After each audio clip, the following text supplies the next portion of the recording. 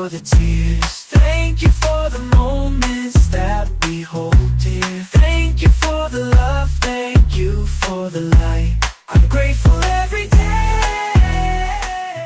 Welcome back to another episode of Make Dreams Happen, episode 14. I'm super happy today because I had a very special guest. I have Brian here with me. He's a life coach, leader, and mentor. So welcome to Make Dreams Happen. Welcome to your house. How are you today and how was your weekend? Thank you, Joseph. Thanks for having me. I'm doing pretty good. My weekend was great. My whole month has been fantastic. It's been a really good time for me. That's awesome. Yeah. So how I say you're a life coach, yes. You're a leader, and I say you're a mentor because you're practically Preston mentor too, and you're becoming mine because I'm learning from you too. Oh, thank you. So tell us more about you, how this like journey started with you. My life coach journey started about 5 years ago. I had a relationship that came to an end. It was a long 30-year relationship, and I felt completely lost and devastated and didn't know what I was going to do with myself and didn't really know who I was outside of the relationship. So I just I was guided to all these people that helped me. I went and joined up for yoga, and the woman who owned the yoga studio became like a mentor to me. And she was really the first life coach I ever met. She wasn't officially a life coach, but she definitely was a coach. And then I signed up for Reiki, and the Reiki woman who helped me was instrumental in getting me out of my funk, and on it went. I met a lot of gurus and psychologists and teachers, and it was like 17 people that helped me get through my breakup. And so I decided that, I kind of wanted to pay that forward. I liked that all these people helped me, and I wanted to do the same for other people that were in similar situations. You wanted to give back that too, and serve people. That's awesome. Yeah. But now we were talking off camera. Now you want to specialize in human design. Yes. I came across human design about 2 years ago-ish, and I was scrolling through Instagram, and all these human design posts, which I had never heard of before that point, just started popping up in my feed, and they were saying these weird words that I never heard before and didn't know what they meant. And I know most people would just, forget about it if they didn't understand the words. I need to know. Like, I love learning new things, and so I dug in, and I learned everything I could about human design. And once you discover, and once human design came to your life, what started to unlocking in your life when you start practicing human design? Well, nothing happened right away. It doesn't happen instantly, and but once I got past my resistance to certain things, I started feeling, I felt good about myself for the first time in a long time, because all the things that I thought were flaws, human design was telling me, no, these are your gifts. You were designed to be that way, and so that made me feel better. All right, and now I know the people should be asking themselves, what is human design and what is based on? Human design is a system that's designed, it's like a blueprint for your energy, your life purpose, and how to make decisions. And it's based on 4 modalities: the Chinese I Ching system, the Indian chakra system, astrology, and the Kabbalah. Oh wow! Yeah. So, but how human design help us to take decision, and how human design help us to improve our life? So there's 4 different kinds of types, they call them, and this is your aura type. And depending on what type you fall under, there's specific guidance for how to make decisions in a specific way. For example, my profile is a projector, and my strategy and authority, which is how the tools you use to make decisions, is to wait for the invitation and to soundboard off of other people. So what that means is, if I try to initiate a decision on my own without being invited, it's kind of like giving unsolicited advice, and it won't work out. No matter what the decision is, it'll usually be bumpy or unsuccessful or stressful in some way. So what do you mean? What do you mean with when you say to be uninvited? So for my profile, somebody like, for instance, the example I will use is when I met you, you said that you liked my energy and you wanted to have me on your show to talk about human design. That's a proper invitation. Nice. You recognized me for my energy and my skills, and you invited me to be on your show. If you hadn't done that and I had walked up to you and said, "Oh, you like human design? Well, let me tell you about human design," it would not have gone You well. wouldn't do that. In my case, because you did my human design in I'm a manifesting generator. Yes. So I just had a question for you, and then I wrote this one down. What are the main tenets that my human design say about me and how I should be living my life for an optimal result? Okay, so just like I have to wait to respond, you have or wait to for the invitation, you have to wait to respond. So life or people have to give you something to respond to. The most common way is if people ask you a yes or no question, or if you energetically are presented with something in your life to respond to. That's one of your tenets. And then most generators have a sacral authority, which means they listen to their intuition first, and that's how they make decisions. But your profile is unique in that you are an emotional Mani-Gen, and that's because your solar plexus is defined. And so you have to wait for your emotional wave, they call it, to subside. So the first reaction that manifesting generators usually have is emotional. It can be good emotional or bad emotional. It could be excitement and passion, or it could be irritation. But you have to wait for that to subside. And how long you have to wait is very individually based. Depends on. So I had to wait for that emotion pass to take decisions. Yes. So once the emotional wave is over for you, you will feel like a knowing. You will know that you don't want to do that anymore, or you'll know, yes, this is something I want to do, and you'll move forward. Yeah, that happened to me. Oh my God. Yes. That's what I was telling you. I was reading about it, and I was like, oh wow, this is me. Yes. Identify with that, because that's true. I'm very emotional, and sometimes when I took decision, when the emotional hasn't got away, things doesn't go in the way that I want, or doesn't go in the right way. But now knowing now that I'm gonna start like more practicing more like way and take my time to get an answer.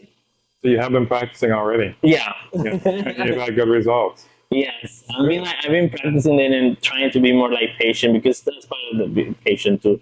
So before when we were off camera, I asked you about the gift.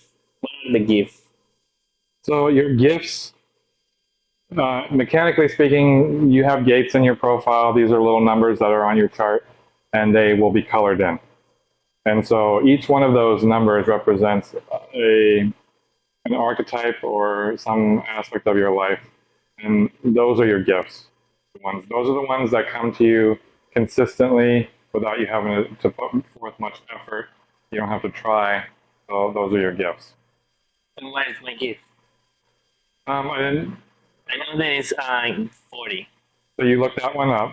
Yes. And But yeah, I'm asking this because I look it up, but I want to like understand, and I want to people know like what is my gift and what. Do you remember what it was different. called? I don't remember. I just remember the number. It's 40. Yeah. You want to know? Yeah. You want me to look it up? You can look it up, and that way people can know too and look it up about it. Because I've been like very curious about this human design, and when you sent me my reading, I started like looking and reading, but there were things that I couldn't understand, and I was like, I'm gonna wait for him to be in the podcast to ask you. Okay, that's what I'm here for. So your gift for the 40th, they call them gene keys or gates, is resolve. That means, well, resolve can mean, what does it mean to you? What does it mean? What does resolve mean to you? Resolve is, for me, it means that you're determined, that you are, if there's something that you want to do, you're going to do whatever it takes to do it. And I'm doing that, honestly. Yes. That sounds like it. Yes. Yeah, okay. So there's things like this in there that tell you. To be determined. Yes. And there's all, I don't know if you want to get too much into the weeds here, but And the what? too much. I don't know if you want to go into too much detail here, but there's a shadow side for every gate. So if you're not using your gift in the way that it's intended, then you'll exhibit like the shadow side of the 40th gene key is exhaustion. So if I don't using my gift in the way that I should be using, Based on your design. based on my design, it's exhausted. For that reason, so that means when I'm feeling exhausted for no reason, it's because I'm not using my gift in the way that I should be using it. And it's, wow. Does that resonate Yes. with you? Okay. Because sometimes I feel exhausted for nothing, and even though when I'm being like I haven't done anything that is to make me feel like that. So that's one reason. Another reason could be you could be taking on somebody else's Energy. exhaustion Oh, through your open centers. oh wow. Yeah. It's so incredible and so interesting how all these things work. So, and how can people live like without knowing their human design? You can live without knowing your human design. It's not like you're going to have a bad life if you don't live your human design. And as we were discussing before, me and a lot of my friends that are into human design, when you go back and examine your life, you realize that you have been living your design without even knowing you were living your design, because it's part of your DNA. It's part of who you are. It's what you were born with. So your higher self knows. It's kind of like living a life without being aware that you're living that life. I love that. That's a perfect way of saying it. Yeah. Oh wow. Yeah. How can people know about their type of human design? It's very easy. There, you can go to Google and type up human design chart or human design body graph, and a whole list of free sites will come up. And you need to know your birth date, your birth time, and your city of birth, just like your astrology chart. And you punch that in, and it'll spit out your chart for you. So, and what's happened is, like, because I was reading the human design, each individual has a unique design, and something you say is based where you were born, the year that you were born. What happened is two people, they born the same time, the same day, but in different city. That's a very good question. A lot of their stuff will be similar, but not everything will be the same. And the reason for that is there are so many components to human design. There's only 4 types, but there's so many other pieces that make up your human design that it allows for uniqueness. The whole point of human design is so that you can live your uniqueness rather than trying to blend in with society. It's kind of like being authentic with yourself, being authentic, and not trying to live in with other people's expectation. Yeah, that's what I'm understanding from human design. It's like teaching you how to be unique and how to be authentic and live your life without worrying about it. Yeah, it happened to me automatically. Like as I was speaking of earlier in this interview, when I learned that the things that I thought were flaws were really my gifts, it allowed me to be authentic. I didn't have to try to fit in or be somebody that I wasn't. And automatically that made me a more authentic person. And you think that how do you think the human design help us to find our life purpose? So I won't get too much into the details because it's complicated and it's more an advanced topic, but there is a component to human design called your incarnation cross, and it consists of 4 gates, and the themes of these gates will either describe your life purpose, or they will help you with the tools to live your life purpose. Got it. And so you have your chart and you know what they are. Yeah, so I was telling you earlier, I'm not very into the chart, but I'm Yeah. gonna start learning. I have to do that, honestly, to understand more about my human design, because now I want to learn more and I want to like get into human design, because it's something when I've been reading about it, all resonate with me, and all like is like, oh wow. That's what I like about human design. The guy who came up with the human design system, he calls it the great experiment. And he even says he wants you to question everything. Like it's not a rule book. It's not something that you have to follow by the book. You're supposed to play with it. You're supposed to experiment with it and see, how does this feel to me? Does this resonate? Is it true? And you will find, as I did, that most of the things will resonate with you. All right, and how like what so human design help us our life purpose, but also how human design help us with manifesting and achieving. So, as we were talking about before, being authentic is a very strong key for manifesting. If you are not your true self, standing in your own authentic identity, it's much more difficult to manifest. That's the most important way that human design helps you. So that means that when you're not authentic, you are blocking from manifesting and achieve your goal. Exactly. And you can tell exactly what your blocks are with human design by looking at the gates that are colored in or activated, and looking at the shadow side, like the exhaustion thing. So that is like a clue to you when you feel that way, that you're not standing in your own authority, you're not living by your design. And so if you're trying to manifest something in that energy, it's not going to happen. So it helps you. It helps you. It's like a map. Like, look at these things. It's I now that you're saying that, I see like a human design, like a blueprint to live your life, to Yes. follow. Now, this is the thing that you should be doing. So, and to get a better life and live a life with purpose. Yes. That's awesome. And another question that I have for you: when you started practicing human design, what your human design was telling you that you were kind of going against it, that you were not like, oh, I don't like this, or I don't want to do this, and how you overcame those. I laugh because I can hear my friend's voice in my head. I have a friend, my best friend, who's also into human design, which makes me very lucky because it's good to have someone else that you can learn this with. Yeah. It helps a lot. And like I can hear him laughing because I was very resistant to my profile. I thought it was awful.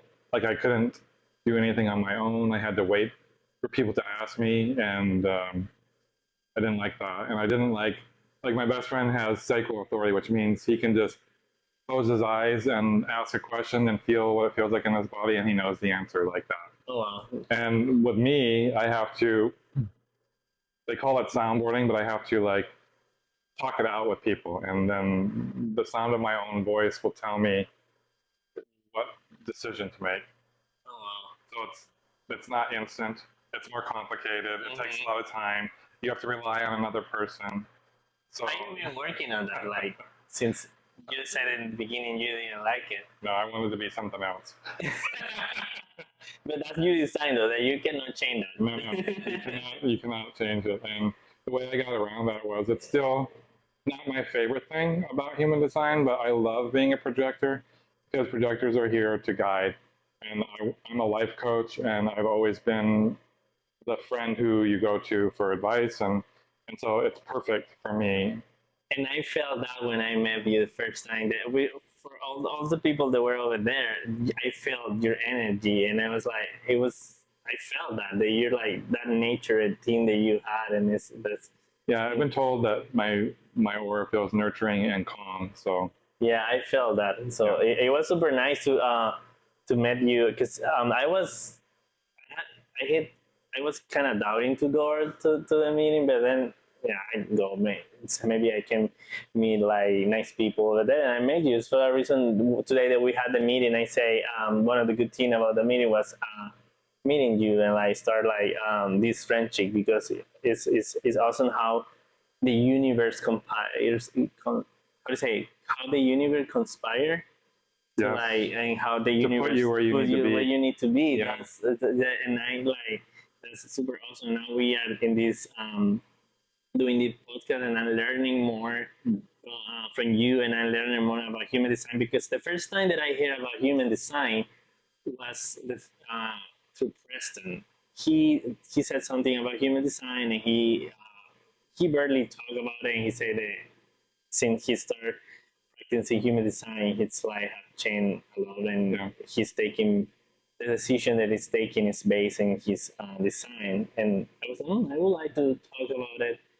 And we were going to talk about human design in the one episode, but he said, "No, I think the right person should be Brian." I was like, "Oh yeah!" And that was the weekend that I met you, and I was like, "Oh wow, that's the universe." I was like, how it works. That's an example of the universe giving you something to respond to, the Mhm. meeting, and then you use your authority to decide whether you wanted to go to it or not. Yeah. You made the right decision. And then something great happened. Yeah, that's so true. Also, Yeah. that's been such a great conversation. Yeah. And having you here and your energy is awesome. So thank you again You're for welcome. accepting my invitation. Yes. Thank you for your wisdom, and Thank thank you. you for your knowledge. Really appreciate it, and I know the people also is gonna appreciate what you have told us today about human design. And I don't think you only have to talk about human design. You can come back and talk more about. I would like to have a conversation more about manifestation, because I've been like, the other day I told you I've been manifesting my whole life without even knowing Yeah. and being aware that I was doing that until now.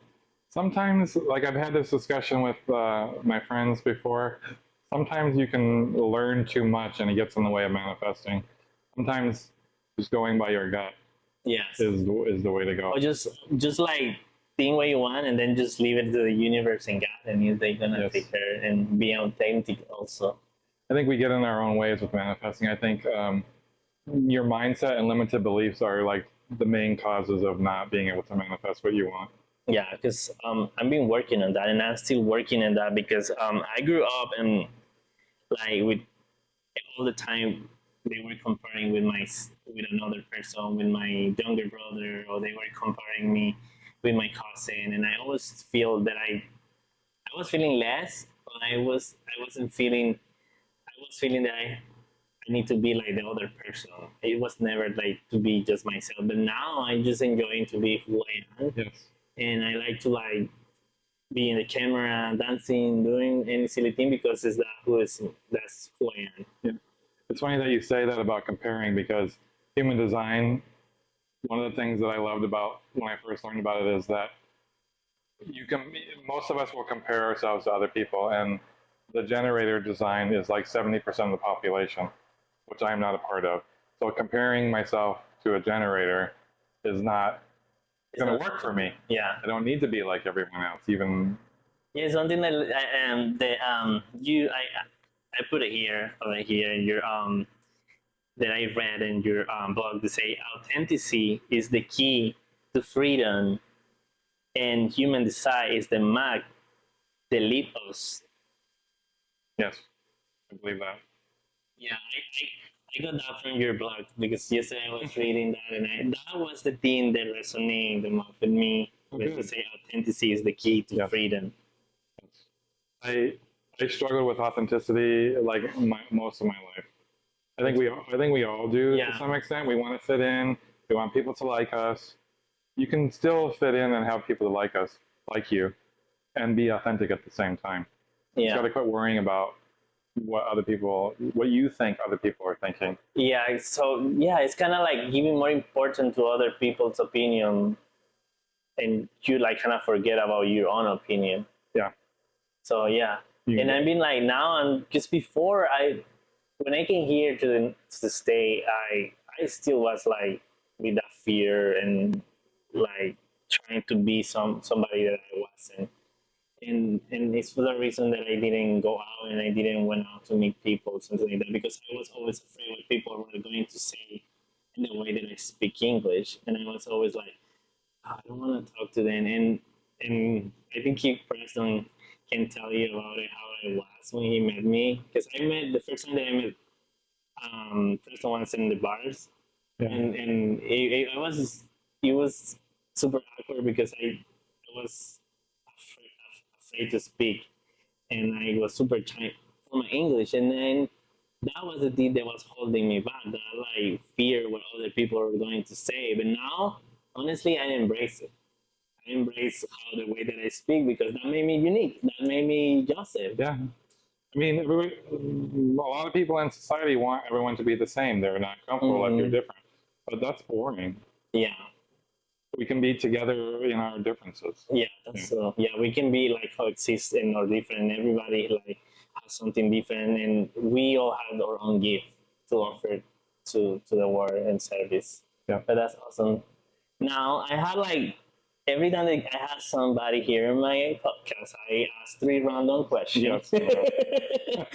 Okay, the first one is: if you were president of the universe for one day, and you have to create a law that is gonna last forever, what will be that law?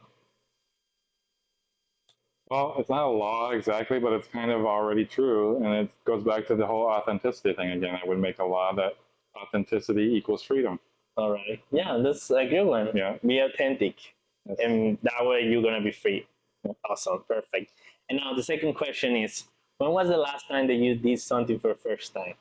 I love this question because I love trying things for the first time. I like variety and spontaneity. So it was just last week, and I went to Pride in the Pines in Flagstaff, and I've lived here for 30 plus years, and I've never gone before. That was your first time? It was my first and time. you enjoy it? Oh, I loved it. Are you going to do it again?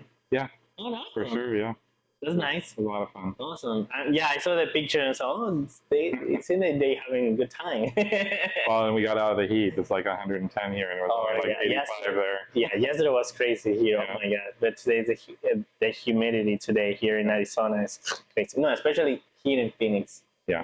All right. So, and the last question is there somebody that is somebody that is struggling to take decision or struggling in their life right now? Which book will you recommend to read that person, or which is the book that you can say this book changed my life? Okay, so for me, that's like 2 different questions. So it's not a book, but well, there is a book, but for making decisions, I would say study human design. Bar none, there is no better material or guide on how to make decisions that are correct for you than human design. And there are so many sources for that. You can read the original text, but I wouldn't recommend that as your first book. But there's lots of websites that teach it, and there's lots of Instagram accounts out there. All right. So now I'm gonna rephrase the question. Which book is the book that changed your life? So I have like 5 books that changed my life. They're all my Bibles, but for today, I'll stick with The Untethered Soul by Michael Singer, and it talks about taming your ego and your mindset and overcoming limited thinking. All right. Okay. You need to send me the name of that book. I will. I'm gonna put it here, just Okay. between us.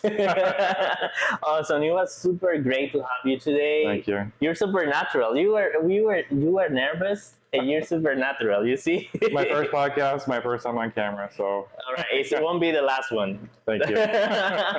Okay, guys. Thank you for watching this episode. Brian, wait. How can we support you? I have an Instagram account. It's Thrive Coach 888, and on that site, I just started talking about human design, and my website is also on there. And your website too. It's Instagram and your website too. My website is on And your Instagram.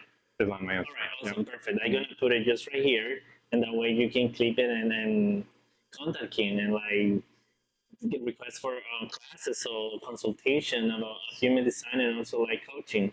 Thank you. Of course, thank you. I will thank you guys. Just remember to like the video, like subscribe to the channel, share with your friends, and that way we can get to more people. Then my intention with this podcast is to like give the message to everybody that you're capable to do anything. You are capable to achieve your goal.